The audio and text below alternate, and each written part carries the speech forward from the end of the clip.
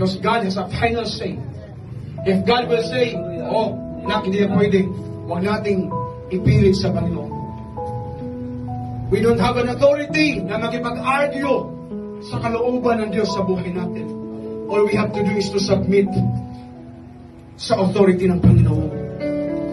Because God has a final say. If He said, I will bless you, then walang pwede makaharang sa pangako ng Diyos sa buhay mo. Ang kailangan lang, magpakumbaba tayo sa Panginoon. Kilalanin natin ang Diyos.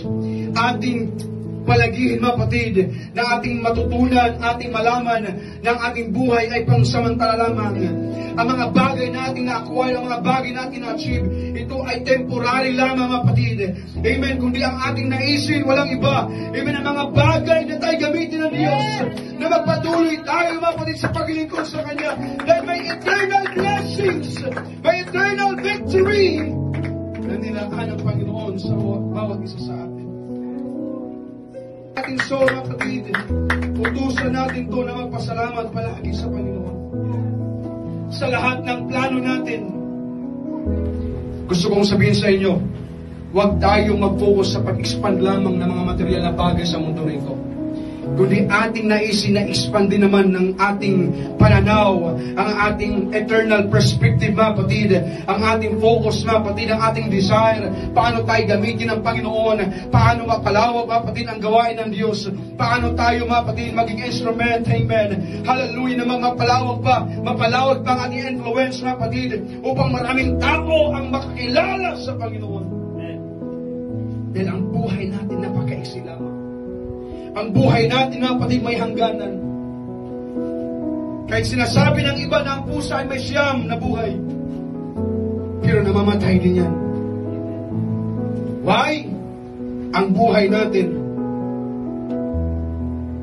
ito'y kaloob lang ng Diyos. Ang tunay na kayamanan ay walang iba, kundi nasa Panginoon. We are blessed if we have Jesus. I said, we are blessed if we have Jesus sa buhay natin.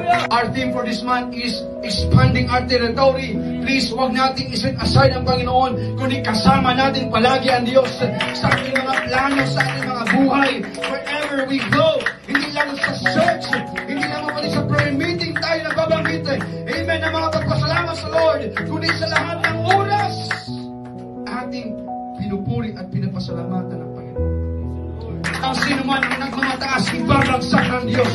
Ang sino man ang nagpakumbaba, amen, itataas ng Panginoon.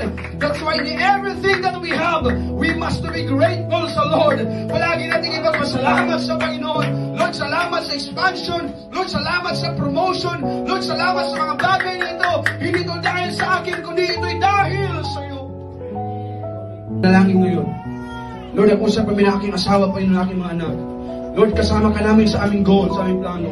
Siliwan mo ito po, aprubahan mo ito, Lord, na ito'y maggamit namin sa iyong kaharian.